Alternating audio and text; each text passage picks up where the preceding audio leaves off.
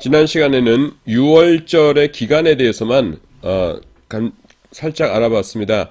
그리고 이제 이번 시간에는 6월절이 준비 날이 6월절을 준비하는 날이죠. 14일의 일정을 좀 살펴보도록 하겠습니다. 14일이 굉장히 바쁜 날이었습니다. 다시 지난 시간에 마지막에 그렸던 걸 그리자면은 그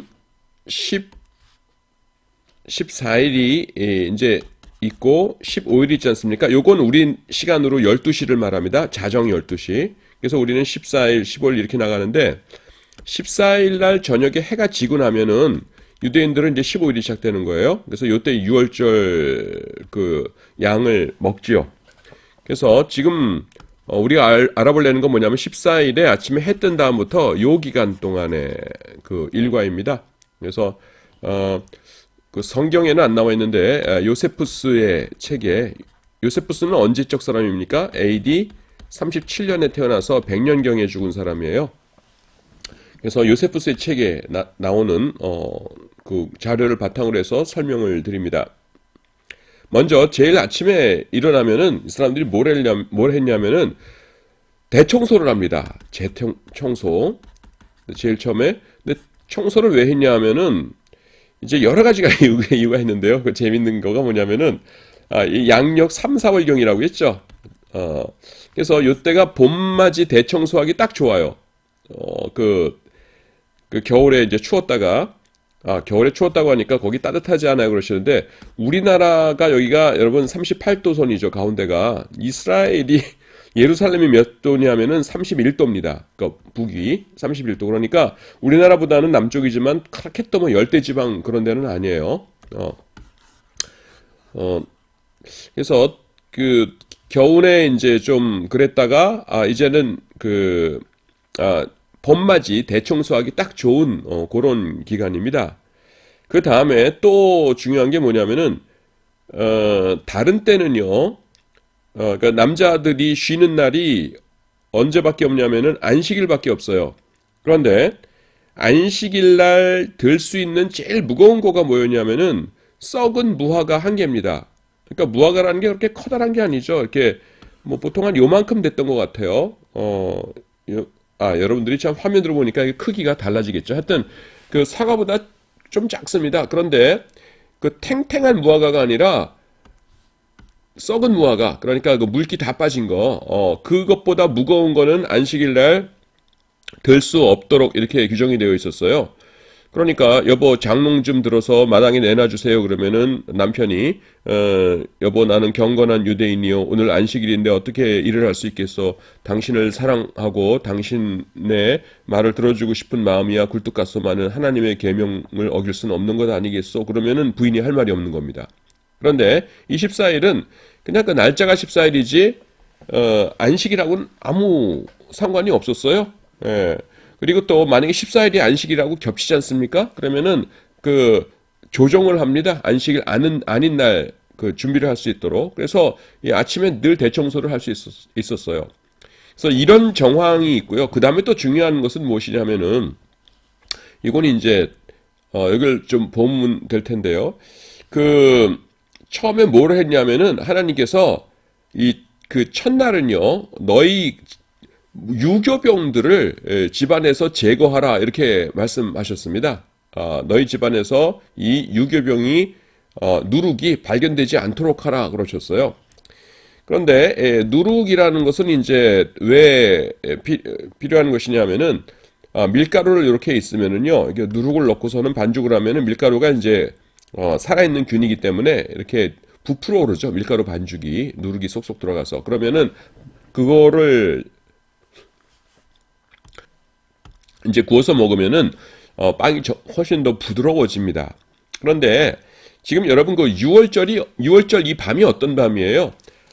하나님께서 장자를 죽이신 다음에 이제 나가라 하면서 그 신호를 주시면은 왁 나가야 되는 밤이잖아요.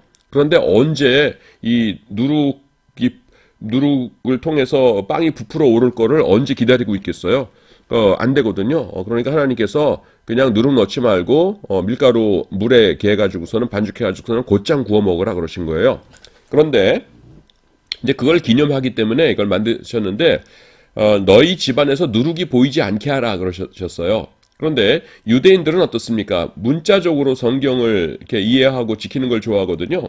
그래서 평소엔 이제 이렇게 가구가 이렇게 있으면은 뭐 무슨 찬장이나 이렇게 벽에 있으면은요.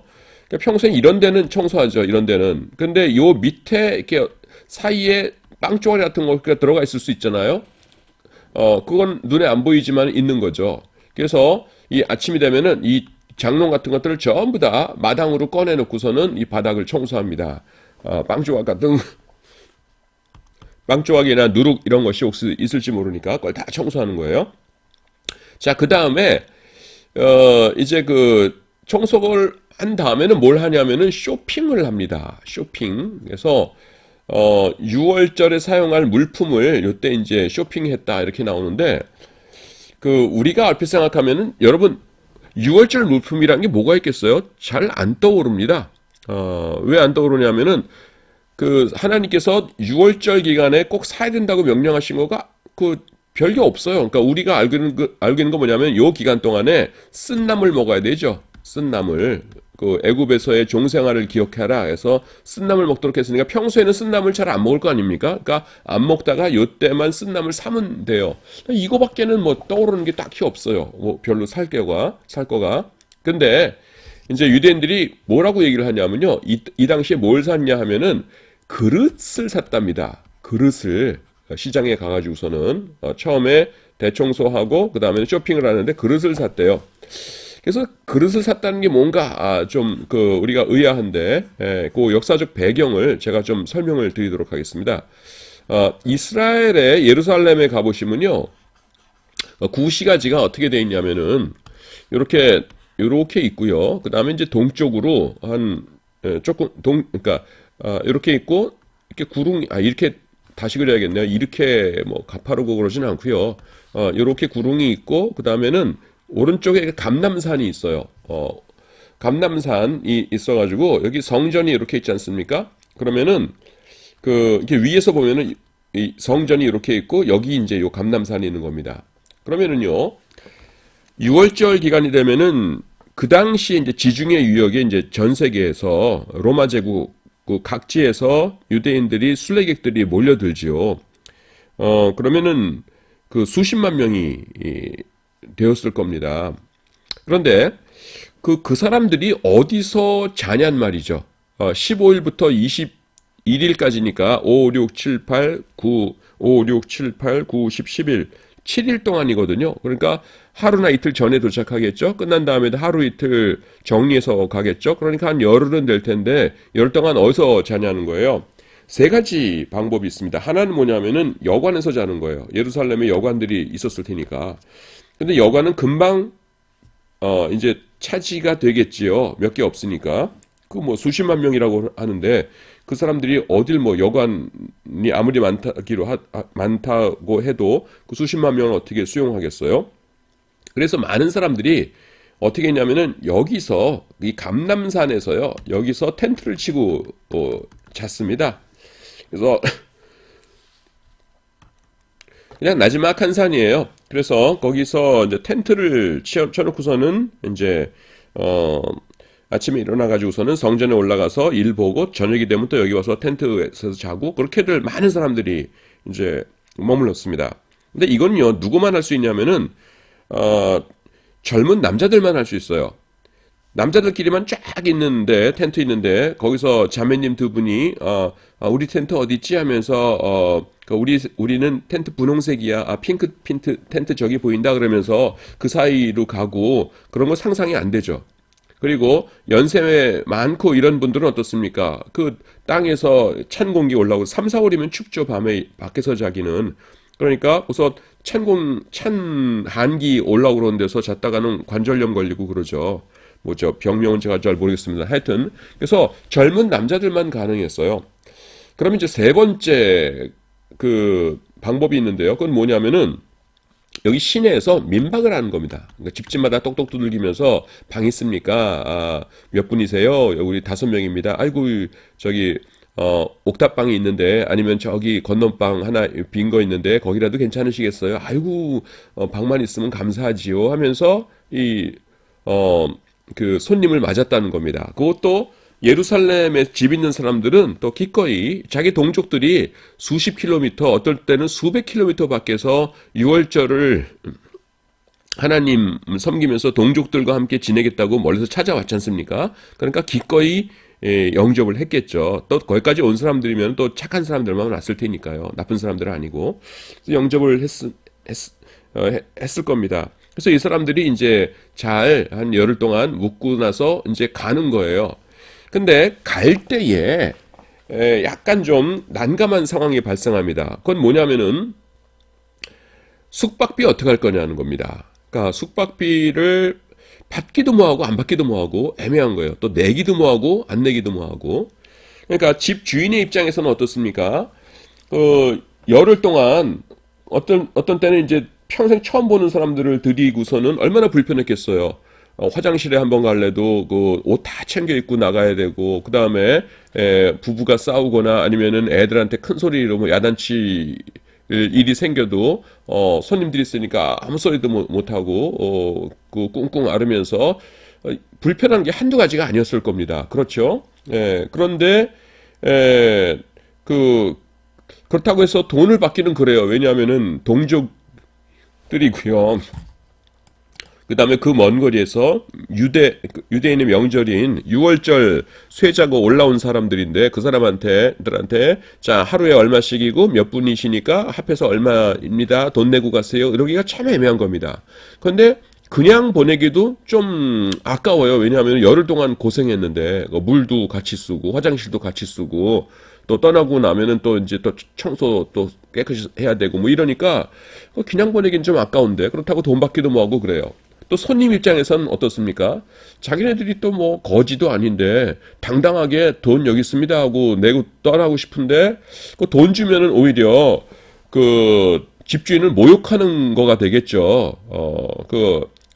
귀한 하나님을 섬기는 절기이기 때문에 그 손님을 좋은 뜻으로 맞아줬는데 우리가 열흘 동안 있으니까 여기 돈 받으세요 하면은 그 호의를 이렇게 무시하는 것처럼 되잖아요. 그 모욕감을 느끼겠죠. 내가 집주인이라도 떠나면서 돈 꺼내면은 굉장히 좀 그 모욕감을 느낄 것 같아요. 그래서 돈을 주자니 그렇다고 그냥 폐를 끼친 다음에 열흘 동안 그냥 가기도 이상하고.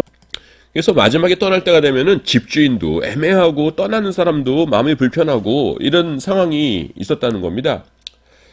그래서 그 언제부터 시작되는지 모르겠지만은 그들이 나온 해법이요. 뭐냐면은 14일 날 이제 숙소를 정하지 않습니까? 요 집에서 우리가 이제 열흘 동안 지내기로 했다 그러면은 14일 날 여기 가가지고서는 시장에 가서 그릇을 샀다는 겁니다. 자기네들이 이제 사용할 그릇들을 샀다는 거예요. 그래서 그 좋은 그릇을 사가지고 와가지고서는 아이고 어르신 우리들 그 식사할 그릇은 걱정하지 마십시오. 우리가 시장에 가가지고 우리가 쓸 거 좋은 거 사왔으니까 걱정하지 마십시오. 그냥 잠만 재워주시면 감사합니다 하면서 열흘 동안 지냈다는 거예요. 그 다음에 이제 떠나는 날 아침이 되면은 집주인이 있고, 그 다음에, 이렇게, 그 떠나는 사람들이, 이제, 서가지고서는 이제 마지막 인사를 나누겠죠? 여기는 뭡니까? 낙타가 이렇게 있고, 낙타에다가 이제 바리바리, 이제 짐들을 막 이렇게 실어놨을 거예요. 짐들을. 그러면은, 아이고, 이제 아침에 돼가지고서 떠납니다. 아이고, 어르신, 열흘 동안 이렇게 저희 군 식구들 이렇게 맞아주셔가지고서는 이렇게 잘 저희들을, 이렇게, 대우해 주신 것을 감사합니다. 은혜를 입지 않겠습니다. 위에서 기도하겠습니다. 그러죠. 그럼 집주인이, 아유, 이 귀한 분들이 이렇게 너무 누추한데 오셔가지고서는, 이렇게 너무 고생만 시킨 것 같아서 제가 너무 송구합니다. 그러면 또, 아이고, 아닙니다. 저희들이 얼마나, 배려해 주신 덕분에 잘 있었는지 모르겠습니다. 정말 감사합니다. 그러면 또 집주인이, 아이고, 예, 그러면은 살펴서 조심해서, 무사히 고향에까지 돌아가시기를 바랍니다. 이렇게 하는 거예요. 그러면은 떠나는 사람이 아이고 어르신 그런데 한 가지 좀 부탁드릴 게 있습니다. 아이고 뭔데요? 저희들이 그 열흘 동안 사용했던 요 그릇 있지 않습니까? 저희들이 고향에서 떠나올 때 우리 동네 친구들이나 그 주위 사람들이 예루살렘에 가거든 이것저것 좀 기념품 좀 사오라고 그래가지고서는 저희들이 쇼핑을 해가지고서는 잔뜩 실었습니다. 이 낙타 보이시죠? 이렇게 가득하게 지금 실어 놓은 거 이게 다 짐이지 않습니까? 그래서 이게 그릇이 도무지 이거 가져갈 데가 없네요. 그리고 이게 그 토기 그릇이니까 가져가다가 덜그럭덜그럭 하다 보면은 다 깨질 것 같습니다. 그래서 좋은 그릇이 아니라 정말 죄송합니다만은 저희들이 어제 마지막 식사한 다음에 깨끗이 닦아놓은 겁니다. 그래서 어르신이 좀 이걸 거두어 주셨으면은 저희가 그냥 가벼운 마음으로 떠날 수 있을 것 같습니다. 그러면 또 주인이 아이고 무슨 말씀을요? 저희들도 그릇 있고요. 보아하니까 아주 좋은 그릇들 같은데 가서 사모님 드리시지요. 좋아하실 겁니다. 그런 겁니다. 그럼 또 떠나는 사람이 아이고 아닙니다. 저희들도 집안에 그릇 다 있고요. 이거 보십시오. 이 어디 씻겠습니까? 지금 낙타에 가득가득 실려 있는데요. 그러니까 너무 좋은 게 아니라 죄송한데 좀 거두어 주셨으면은 저희들이 마음 편하게 가겠습니다. 그럼 또 주인이 아이고 가져가시지. 아이고 아닙니다. 좀 거두어 주시지요. 아이고 그럼 이거 고마워서 어떡하나. 그러면 염치 없지만은 잘 사용하도록 하겠습니다. 아이고 감사합니다. 아이고 어르신 감사합니다. 그럼 저희 이만 감사한 마음으로 떠나가 보겠습니다. 하면서 떠나는 거예요. 그러면은요, 그 당시에 그릇을 좀 좋은 거로 사면은 얼추 그 여관비 비슷하게 나왔다고 합니다. 그러니까요, 집 주인의 입장에서는 열흘 동안 외부 사람들 들여가지고서는 마음고생도 하고 몸도 불편하고 여러 가지로 힘들었지만은 좋은 그릇, 새 그릇이 한 벌 쫙 생기는 거예요. 그 당시의 그릇들이 이제 토기 그릇이니까 어떻습니까? 툭 하면 깨졌거든요. 그러니까 어차피 사야 되는데 고급 그릇으로 이렇게 쫙 한 세트가 생기는 겁니다. 그러니까 뭐 나는 돈 받은 적 없어. 나는 돈 내라고 한 적도 없고 난 그냥 그분들이 이 그릇 못 가져가겠다 하니까 거두어 주었을 뿐이야라고 하면서 그 얼추 여관비에 해당하는 그릇을 이제 받게 되는 것이고요. 그 다음에 떠나는 사람들도 어떻습니까? 우리는 그 예의를 지켰어. 그 돈 내고 그런 거 없어. 하지만은 돈은 안 냈지만은 여관비에 해당되는 좋은 그릇 해가지고서는 그분들한테 주고 온 거야. 우리는 정당하게 값을 치른 거야. 하면서 가벼운 마음으로 떠날 수가 있게 되겠죠. 그래서 성경에는 안 나옵니다만은 그 당시에 쇼핑을 하면서 쓴 나물과 더불어 그릇들을 쫙 샀다고 합니다. 우리가 충분히 이해가 되는 그런 풍경이에요. 자, 그 다음에 이제 오후 3시가 되면은요. 3시가 되면은 뭐 어떤 일이 발생하냐면은 그 양을 잡기 시작합니다. 오후 3시. 우리 시간으로 3시예요. 유대인들의 시간이 아니고요. 3시가 되면은 양을 잡기 시작하는데 양 잡는 게 무슨 말이냐면은 출애굽기에 보시면은 그 6월절 양이나 1년 된 6월절 양이나 염소도 됩니다, 여러분. 우리가 늘 6월절 어린 양 하니까 양만 되는 줄 아는데 염소도 돼요. 그래서 그 염소를 1년 된 양이나 그걸 잡는데 누가 잡으라는 건 없어요. 그냥 그 집안에서 아무나 잡으면 됩니다. 우리 어렸을 때 보면은 그 닭들을 집에서 잡는데 보통 남자들이 잡는데 이렇게 마음 약해서 못 잡는 분들이 있죠. 그러면은 그런 어르신 집은 꼭 이렇게 부인이 이렇게 좀 잡고 그러죠. 하여튼 뭐 누가 잡아도 좋아요, 양을. 하나님께서 그런 거는 딱 정하신 게 없어요. 그냥 양을 잡으라고만 그러셨죠. 그런데 언제인지 모르지만은 어떤 사람이요, 이런 아이디어를 냈어요. 야, 이 6월절 잔치는 정말 중요한 잔치이다. 우리 흩어져 있던 가족들이 다 모여가지고서는, 우리 집에서 이 잔치를 하는데, 내가 잡는 것보다는 제사장님에게 가서 축복 기도 받고서 제사장님이 잡아주시는 거 갖고 오면 더 좋겠다. 이렇게 생각한 거예요. 그래서 양을 한 마리 가지고서는 쭈루루 제사장에게로 갑니다. 가가지고서는, 양 좀 잡아주세요. 왜요? 제사장님이 좀 축복기도 해주시고 양 좀 잡아주세요. 그럽시다 하면서, 뭐, 평소에 친하게 지냈으니까. 그래서, 무슨 기도 제목이 있습니까? 요번에 둘째 며느리가 이제 조금 있으면 아기를 낳을 텐데 잘 순산하게 해주시고, 그 다음에 셋째 아들이 사업을 이제 시작하는데 건강하게 잘 사업해서 돈 많이 벌게 해주시고, 이제 첫째 아들은 이제 먼 여행을 가게 되는데 풍랑 만나지 않고 잘 갔다 오게 해주시고 하면서 이제 기도 제목을 말하는 거예요. 그러면 제사장이 그 양 머리에다가 이렇게 안수하면서 주여 이 양을 먹을 때 하나님께서 함께하여 주시어서 큰아드님 여행 잘 다녀오게 하여 주시옵시고, 뭐 공부 잘하게 해 주시옵시고, 그 다음에 아기 잘 낳게 해 주시고, 사업 번창하게 해 주시고 하면서 이렇게 정성스럽게 기도를 하고, 그 다음에는 이렇게 딱 양을 잡아줍니다. 그 다음엔 뭐 그 써있진 않은데, 그래도 감사합니다 하고서 이렇게 좀 사례비도 좀 드렸겠죠. 하여튼 그러고서는 그거를 갖고 와가지고서는 그날 저녁에 이제 그 가족들 앞에서 이것은 아빠가 잡은 게 아니라 우리 제사장님에게 가가지고서는 정성껏 이렇게 안수기도 받고서는 축복기도 받고 잡아온 거다 이렇게 하면서 이제 이거 먹고 1년 동안 건강하자 이러면서 하는 거예요. 근데 옆집 사람이 보니까 좋거든요. 1년 중에서 제일 귀중한 식사인데 그걸 그 제사장이 그 안수해 주는 거로 제사장이 잡아주는 거로 요리하니까 그거 좋은 것 같거든요. 그래서 성경에는 안 나타나는데요. 예수님 당시가 되면은 또 신구약 중간기 때가 되면은 그냥 유대인들의 전통이 되어 있었어요. 그래서 여러분 그 성전이 그 당시에 어떻게 생겼냐면은 이렇게 생겼거든요. 이렇게 있고 이렇게 있고 이렇게 생겨요. 그래서 요게 이제 지성소고요. 그 다음에 빨간 부분이 요게 이제 성소이고, 그 다음에 여기가 유대인 남자들의 뜰, 그 다음에 유대인 여인들의 뜰, 그 다음에 여기 이방인의 뜰인데, 이방인의 뜰에 제사장들이 쫙 이렇게 일렬횡대로 씁니다. 일렬횡대로. 정확하게 여기였는지는 모르지만은 뭐 하여튼 그냥 그리기 좋게 여기다 그릴게요. 일렬횡대로 서요, 제사장들이. 그리고서는 오른손에 칼을 들고 있습니다. 그러면은요, 이번에는 사람들이 1년 된 어린 양이나 염소를 쥐고서 여기다 이렇게 줄을 쫙 서 있는 겁니다. 제사장 앞에 이렇게 줄을 쫙 서 있는 거예요.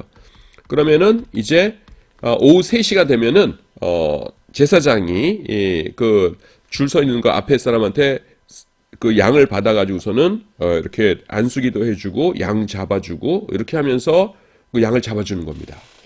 그러면은 이제 사람들이요, 이렇게 요즘 같으면은 이제 양동이 뭐 플라스틱 양동이 이런 게 있지만 옛날엔 그런 게 없으니까 이제 바구니에다가 양 1년 된 양 조그맣거든요. 거기다가 이제 그 잡은 양을 이렇게 넣어가지고서는 이제 집에 오는 겁니다. 그러니까 이게요, 왁자지껄하는 그런 거예요. 그래서 양을 잡아가지고서는 뭐 오후 한 6시쯤 되면은 해가 졌을 거 아닙니까? 그러니까 요 중간에 집에 와서 이제 요리를 해가지고서는 해가 지면 뭐예요? 이제 절기상 6월절이 시작된 거죠. 그래서 얘들아 6월절 시작됐다. 이제 그 6월절 만찬 양 먹자, 어린 양 먹자 해가지고서는 온 가족이 이제 그 만찬을 즐기는 겁니다. 그래서 요때 아주 시끄러울 때예요. 뭐 서로 왜 시끄럽냐면 이제 외지에 나가 있던 친구들이 다 모였거든요. 그래서 서로 둘러보면서 자네도 왔는가? 자네도 왔는가? 아이고 반갑네. 자네 사업은 어떻고? 돈 꽤 벌었어. 자네는 어떤가, 애기 낳네? 그래, 아들이야, 딸이야, 딸 낳네? 누구 닮았어? 나랑 똑 닮았어? 너 기도 안 했구나? 이러면서 뭡니까? 서로들 깔깔거리면서, 이렇게, 왁자지껄한 이런 분위기예요. 자, 그런데요, 예수님의 마지막 일주일을 쭉 이렇게 훑어가다 보면은, 예수님께는 요 15일이 이제 금요일이었고요. 요 14일이 목요일이었는데, 하루하루 이렇게 예수님께서 입성하시고 그 다음에 무화과 나무를 이렇게 저주하시고 하면서 하신 일들이 이렇게 쭉 있는데요. 요 15일 날은 아무리 성경적으로 추적을 해봐도 예수님께서 뭘 하셨는지 안 나타납니다. 그래서 우리는 보통 어떻게 생각하냐면은 그 다음날 15일 날 아침 9시에 십자가에 못 박히시거든요. 15일 날 아침 9시에. 그래서 오후 3시에 이제 영혼이 떠나가십니다. 그래서 십자가 못 박히시기 전날이니까 이제 성부 하나님과의 깊은 교제의 시간을 가지셨을 것이다. 우리가 그렇게 생각을 해요. 근데 그게 물론 이제 맞는 말이죠. 맞는 말인데 또 우리가 어떤 걸 생각해야 하냐 하면은요.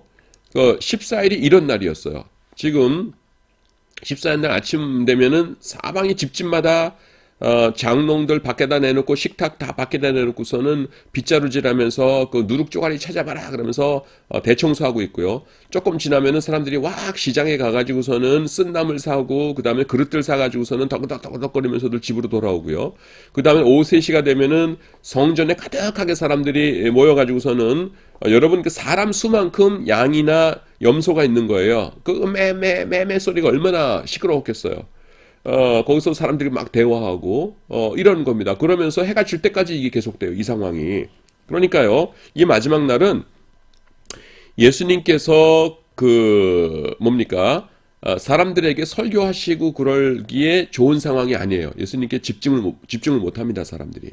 그래서 14일은 이제 그런 날이었다는 거, 말씀드립니다. 그리고 한 가지 덧붙여서, 이 쇼핑을 왜 하필 그날 했냐 하면은 두 번째 한 일이 쇼핑이었는데요.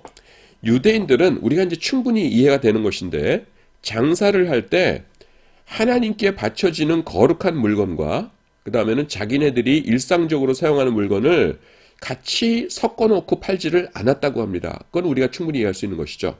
그래서 13일까지는 일상적인 물건을 팔다가 그 다음에는 6월절에 필요한 물품들은 14일에 요때야 팔았다고 그래요.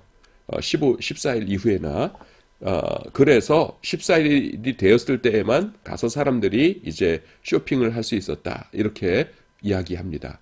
자, 14일의 풍경이 머릿속으로 이제 떠오르십니까?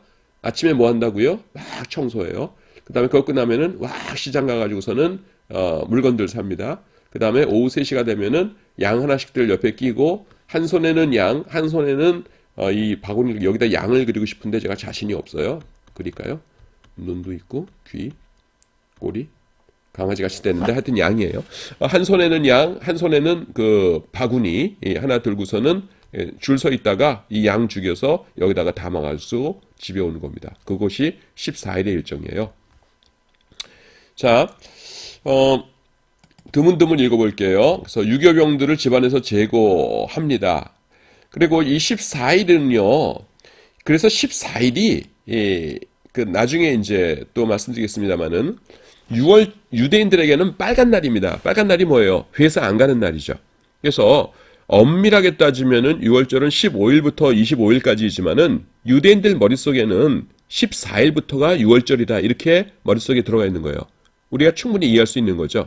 그래서 성경에 보시면은요, 정식으로 말씀하실 적에는 15일부터가 6월절이라고 하셨다가, 제가 찾아보니까 달랑 두 군데 있는데, 14일을 6월절이라고 부르는 것이 있어요. 레위기에도 보시면은 첫 달, 열, 나흔 날, 14일이죠. 나흔 날, 저녁은 여호와의 6월절이요. 이렇게 말씀하시고요. 열자나, 그 다음에 사로잡힌 자의 자손이 첫째 달, 아비월이죠. 14일에 6월절을 지키다 이렇게 말씀합니다.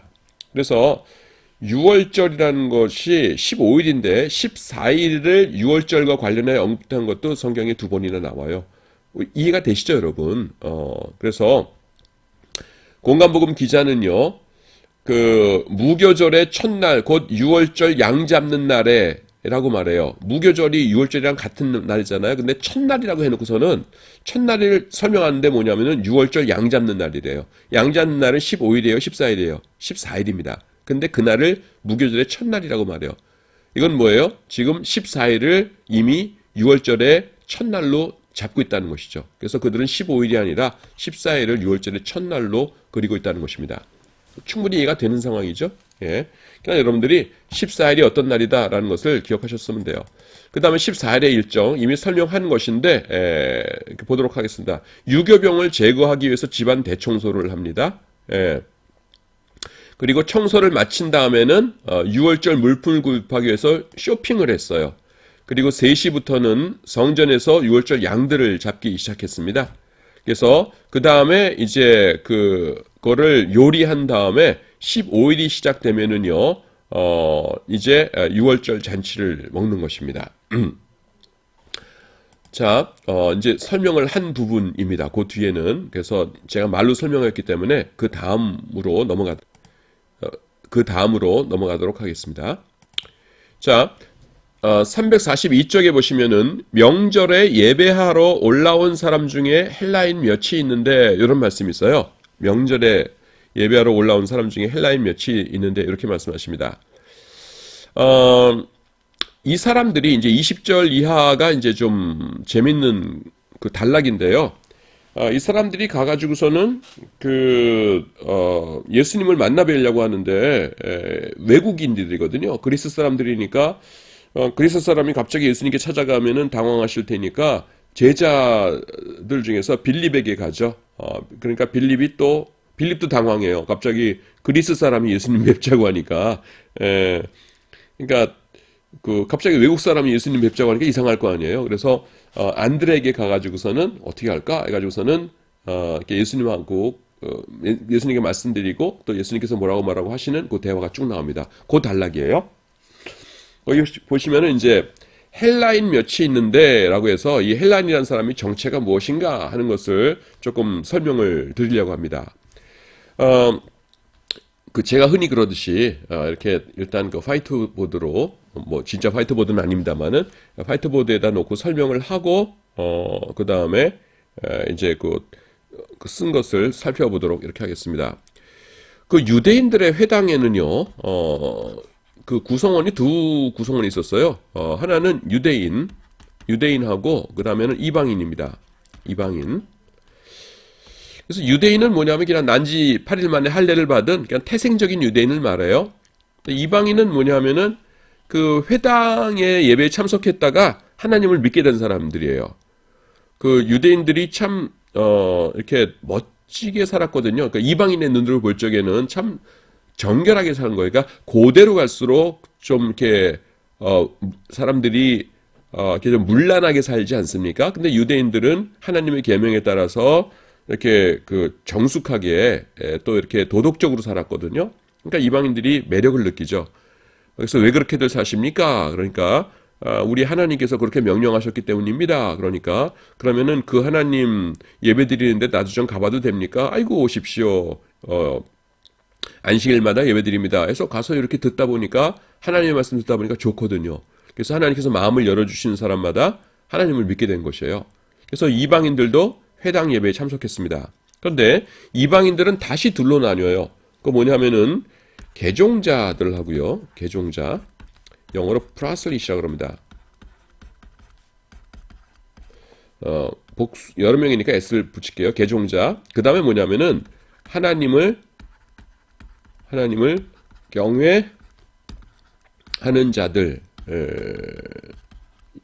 있었어요. 영어로 God-fearers 이렇게 합니다. 하나님을 경외하는 자들. 이 사람들이 이제 독특한 사람들이었기 때문에 하이픈으로 묶어서 한 단어 취급합니다. 이걸 헬라어로는 포부메노이 톤 세온이라고 부릅니다. 하나님을 경외하는 자들 이렇게 부르는 거예요. 대표는 또 분사입니다. 그런데 이 개종자들과 하나님을 경외하는 자들의 차이가 뭐냐 하면은 아주 간단합니다. 할례를 받았느냐 안 받았느냐 하는 것이에요. 회당을 아무리 오래 다녔더라도 이 할례를 받지 않았으면은 그냥 하나님을 경외하는 자, 우리말로 쉽게 말하면은 성도님 이런 것이고요. 회당에 다닌 지는 얼마 안 됐더라도 할례를 받았으면 개종자가 되는 겁니다. 그래서 개종자들은 특권이 있었는데요. 종교적으로 유대인들과 똑같이 취급됐어요. 그래서 아까 얼핏 말씀드렸는데 그 회당에 이렇게 쓰면은 여기 지성소가 있고 성소가 있고 유대인 남자들의 들이 있고 여인들의 뜰이 있고 밖에가 이방인의 뜰이라고 했잖아요. 그러면 하나님을 경외한 자들은 이방인의 뜰에서 예배를 드려야 돼요. 근데 개종자들은 그 유대인들과 똑같이 이 남자들의 뜰까지 들어갈 수 있었습니다. 여기 사람이 지키고 있었는데요. 지키고 있다가 유대인들은 얼굴 보면 다 알죠. 그래서 유대인이구나 쭉 가다가 갑자기 뭐 백인이나 흑인이나 이방인이 분명한 사람이 들어가려고 그래요. 그러면 못 들어가십니다. 그러면은 이 개종자들에게 뭘 줬냐면은 할례 증서를 줬어요. 할례 증서, 우리 세례 증서에 있듯이. 그래서 증서를 딱 보여주면은 아이고 할례 받으신 분이군요. 우리 형제이시군요. 들어가십시오 하면서 이 남자들의 뜰까지 들어가서 똑같이 예배를 드리는 겁니다. 그것이 이제 그것이었어요. 그 다음에 또 하나 특권이 뭐였냐면은 이건 특권이라기보다는 이 하나님을 경외하는 자들에 대해서 이제 그 섭섭하게 대한 건데요. 뭐냐면은 자 회당이 있어요.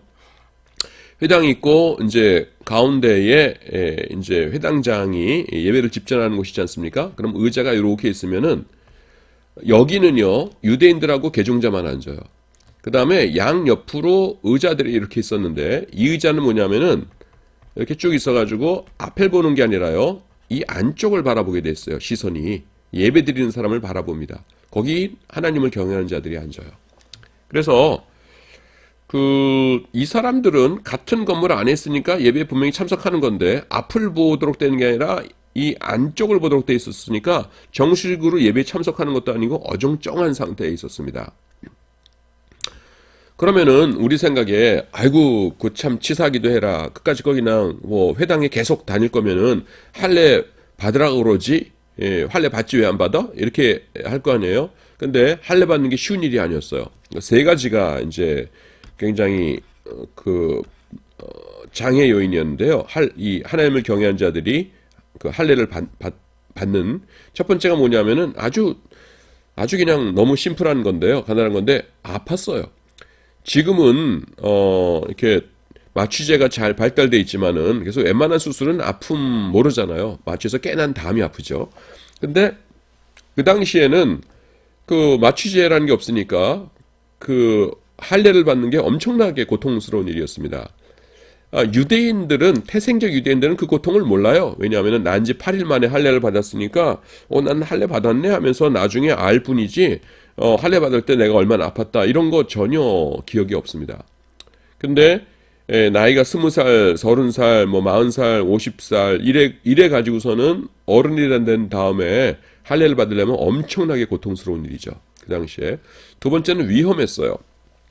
그 할례를 받다가 뭐 과다출혈로 죽기도 하고 그 다음에는 이렇게 그 세균 위생상 옛날에 이제 위생적이지 못했으니까 그 세균 감염에 의해서 나중에 후유증이 나타나기도 하고 그랬거든요. 그러니까 그걸 두려워했고요. 세 번째는 뭐냐면은 할례를 받고 나면은 유대인들 사이에서는 환영을 받는데 자기 동족으로부터는 따돌림을 당했습니다.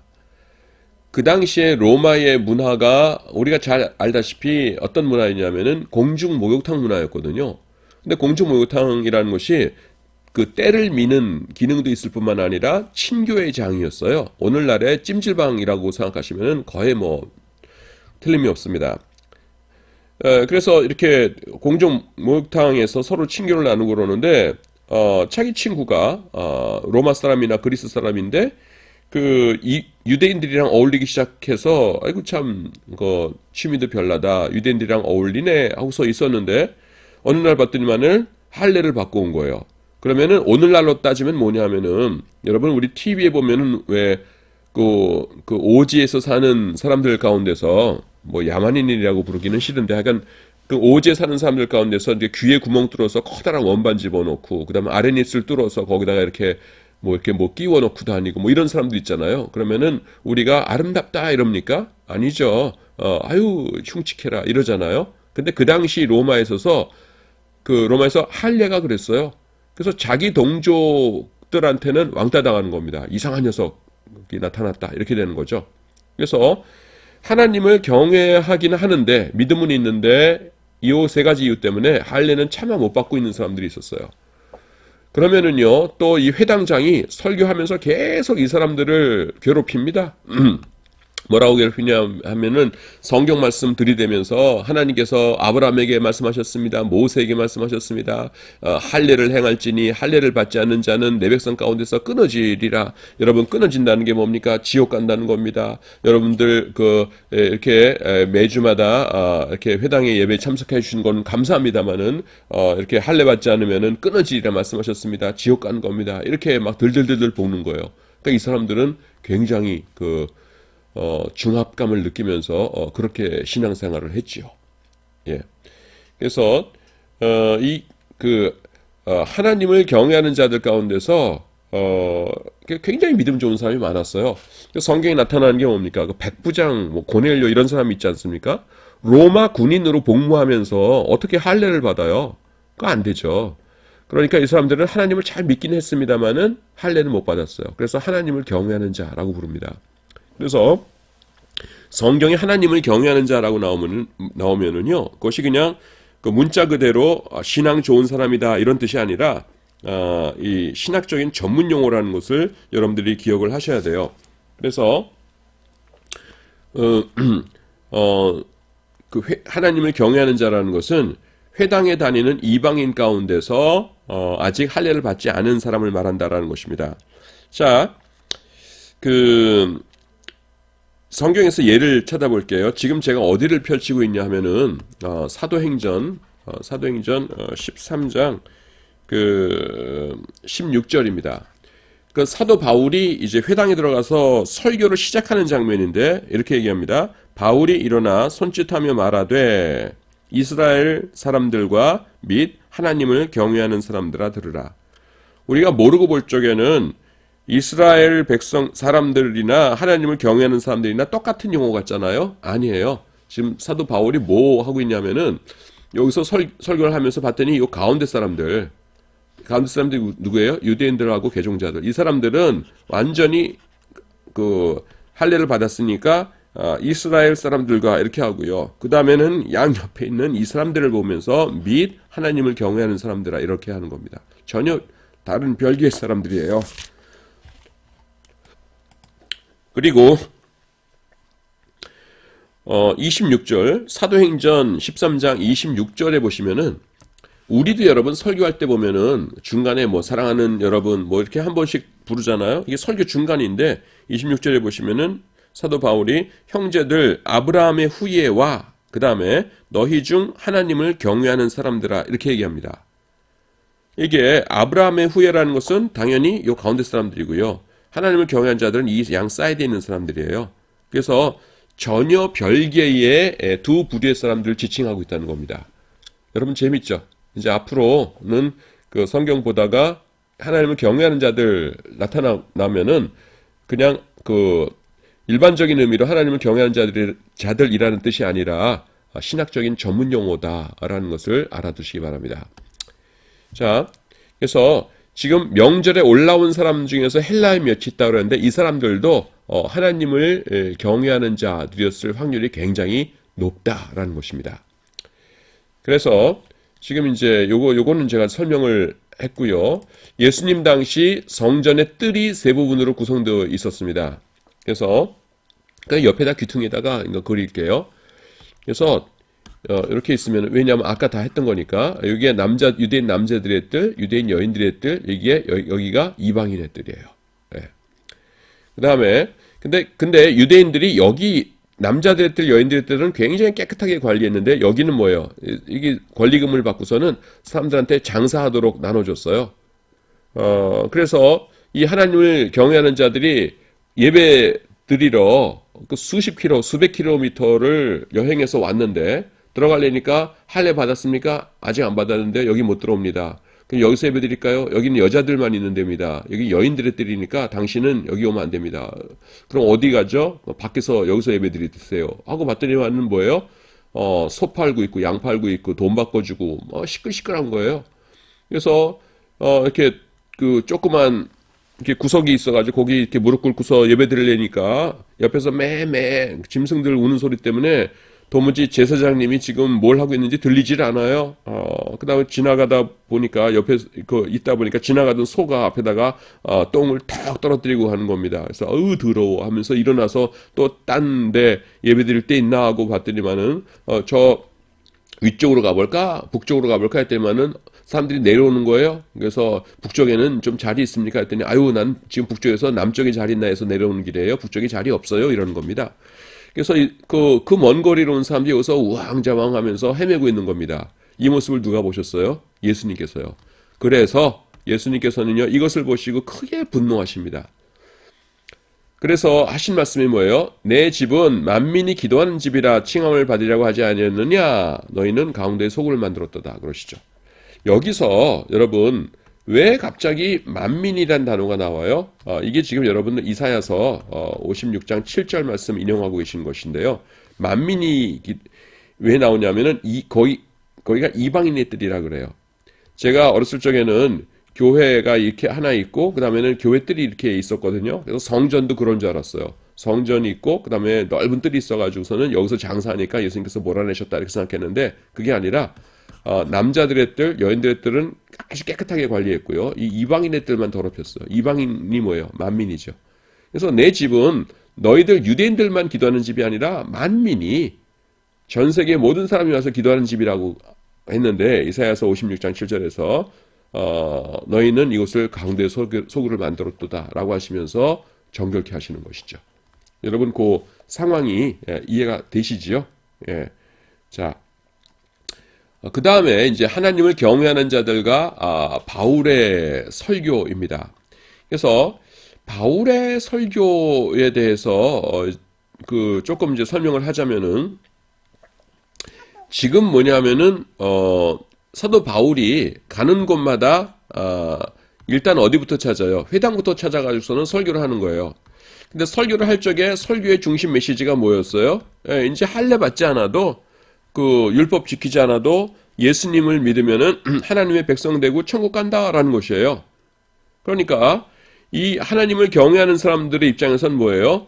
항상 하나님을 섬기는데 걸림돌이 되는 것이 무엇이었냐 하면은 할례를 받아야 된다는 그것이 걸림돌이 되었는데 이 사도 바울이 더구나 가말리엘의 제자라고 하는 그 기가 막힌 사람이 와가지고서는 하는 말이 이제는 할례 받지 않아도 하나님의 백성이 될 수 있습니다. 천국 갈 수 있습니다. 하니까 뭐예요? 이 하나님을 경외하는 자들이 쏙쏙 교회 멤버가 되는 겁니다. 그래서 이 하나님을 경외하는 자들이 처음에 전도하고 초대교회가 세워지는데 굉장히 큰 역할을 했어요. 근데 반대로 유대인들 입장에서는 어떻습니까? 이 사람들이 참 든든한 사람들이었거든요. 이 이방 땅에서 유대인들과 이방 공동체의 중간 역할을 해준 사람이 이 하나님을 경외하는 사람들이었는데 사도 바울이 한번 싹 지나가고 나면 뭐예요? 이 사람들이 다시는 회당에 안 와요. 어디 갔나 하면은 교회에서 예배드리고 있는 거예요.